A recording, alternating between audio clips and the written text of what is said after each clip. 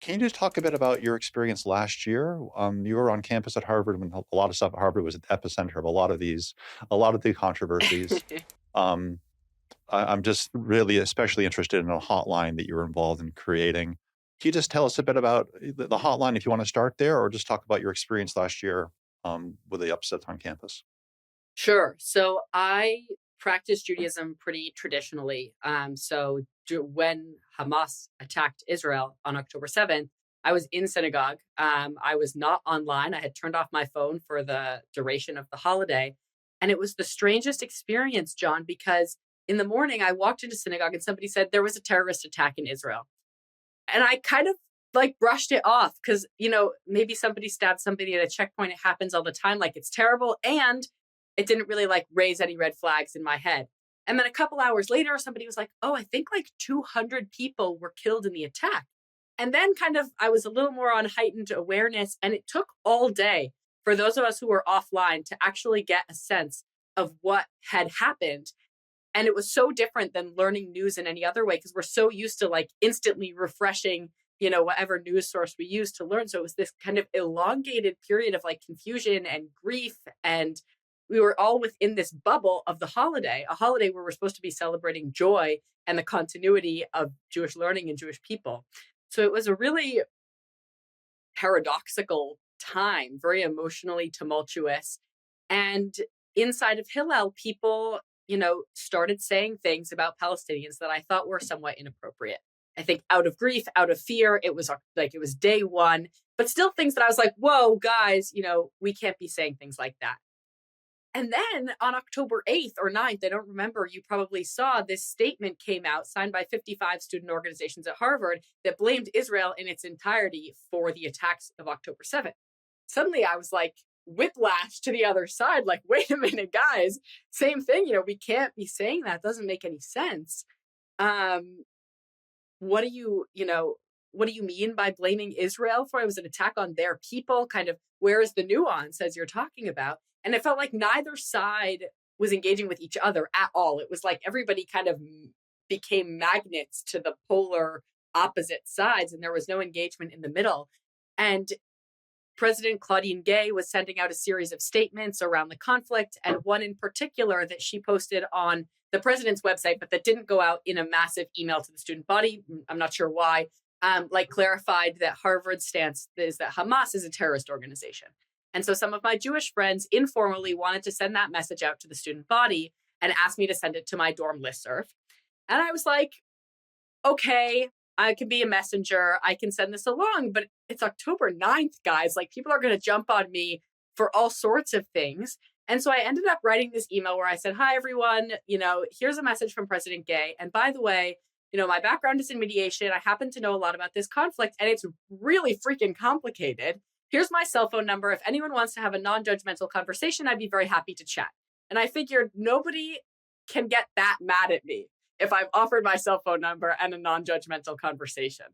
I can't Sure. be, Can I just pause you for? I want to pause you right there because it's such an important moment for the story to come. So you began with the listserv. How many people on that listserv? like 500. And so you put yourself out there as a person with mediation background, Mm-hmm. and I mean, I don't know how you have time to do your classes or eat or sleep, but you're you're offering yourself to all those people. Say, text me, Sure. right? You gave me your phone number. Yeah. So go on. And I really didn't think anyone was going to text me. I was speaking of time management. I really did it in like 80% to protect my reputation and say nobody can really call you an extremist in any way or like some crazy person if you've just offered to get coffee with them, basically. And yet I got all these text messages from all these people that I didn't know with really curious, open-minded questions. Nobody said anything hateful. I remember one question was, what's the best solution to the Israeli-Palestinian conflict?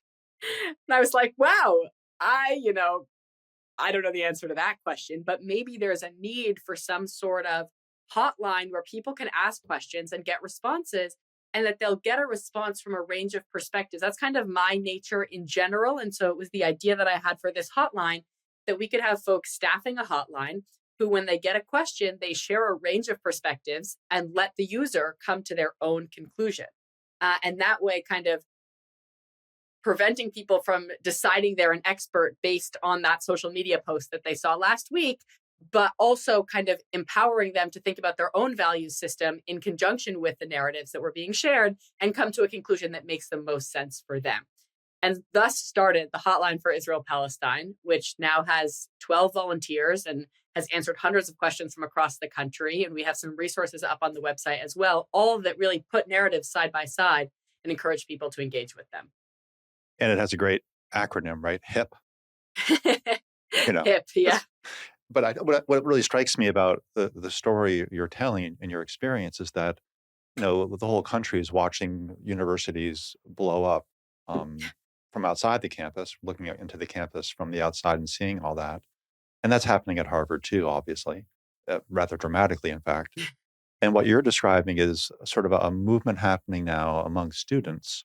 What's really striking to me about the hotline, as you describe it, is that even in that extremely heated moment, it's not you didn't create a forum where people are going to come lobby.